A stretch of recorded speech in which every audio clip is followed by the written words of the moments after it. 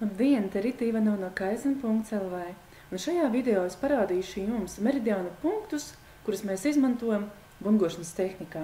Tad emocionālās brīvības tehnika ir akupresūras un mūsdienu psiholoģija sava veida apvienojums, kur mēs izmantojam mūsu pirkstu spilventiņus, lai pieskartos noteiktiem meridiānu punktiem uz mūsu sejas vai ķermeņa.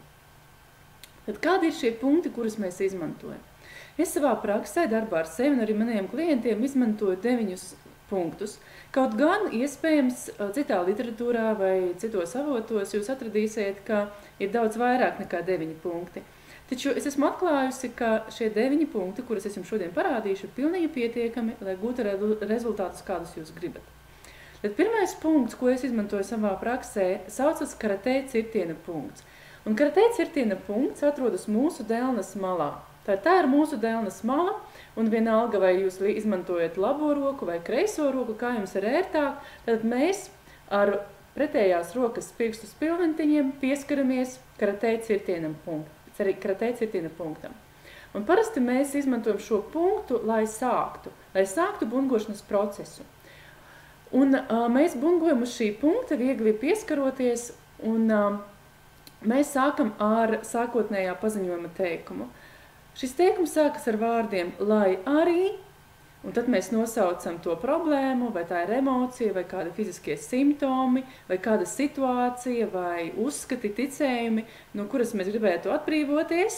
Tad, teiksim, lai arī es jūtu bailes, vai arī es neticu, ka tas ir iespējams, lai arī es jūtu uztraukumu. Un tad mēs paturpinam, es vienalga dziļi un pilnīgi mīlu un pieņemu sevi. To mēs darām 3 reizes, atkārtot uz karatē cirtiena punkta. Nākamais punkts, ko es izmantoju, saucas uzacu punkts. Tas atrodas pie deguna pamatnes, šeit, kur sākas jūsu uzacs matainā daļa. Tad tieši šeit. Tad ar vienu pirksta spilventiņu vai ar 2 pirkstiem, absolūti vienalga, kā jums ērtāk, mēs maigi pieskaramies šai vietai,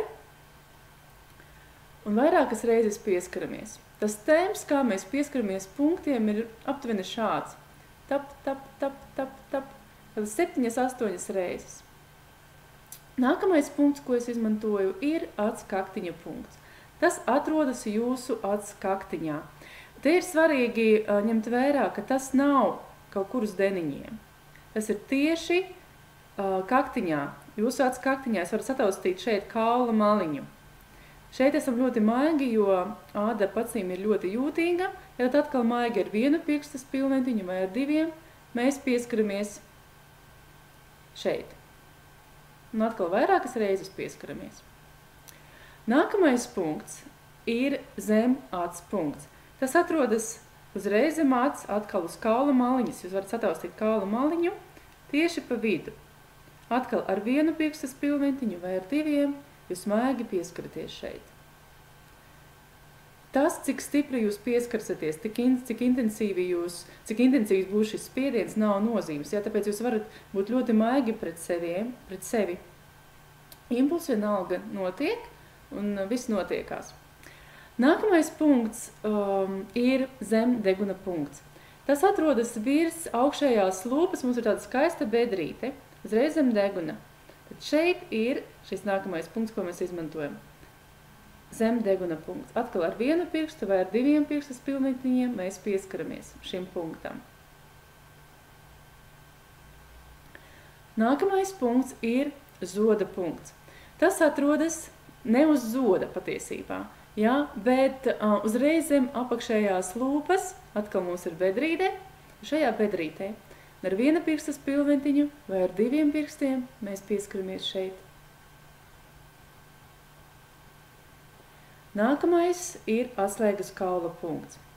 To atrast ir ļoti viegli. Tad pie kakla pamatnes mums ir tādi 2 kauliņi, kuri nedaudz izspiežas. Tad mēs noliekam pirkstus uz šiem kauliņiem un nedaudz sākam slīdēt uz leju un sāņus. Kādi 2 centimetri uz leju un sāņus. Mums šeit ir tādi 2 punkti, kas ir nedaudz jūtīgāki nekā citas vietas. Tas ir mūsu atslēgas kaula punkts. Ja jūs joprojām neesat droši, vai esat atraduši šo punktu pareizi, jūs varat bungot ar visu dēlnu. Vienkārši pieskaraties atslēgas kaulam ar visu dēlnu, un jūs varat būt droši, ka jūs šo punktu stimulēsiet.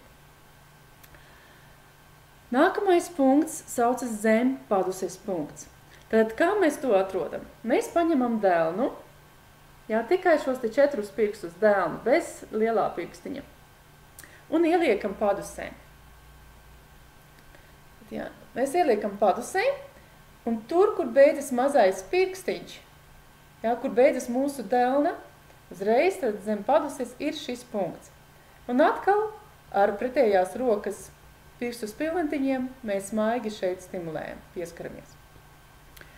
Un pēdējais punkts, ko es izmantoju, ir galvas punkts, uz galvas, tieši šeit pa vidu, kur ir avotiņš.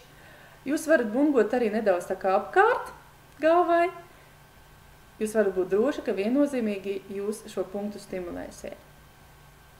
Tas ir pēdējais punkts, ko es izmantoju. Tad patiesībā viens bungošanas saplis sastāv no šādiem punktiem. Uzaca punkts, atskaktiņa punkts, zem acs punkts, zem deguna punkts, zoda punkts, atslēgas kaula punkts, zem paduses punkts un galva. Bungojot vairākas reizes, jūs ļoti viegli atcerēsieties šos punktus un turpmāk jau varēsiet pielietot tos un izmantot tos bez video. Paldies jums un novēlu jums patīkamu bungošanas pieredzi!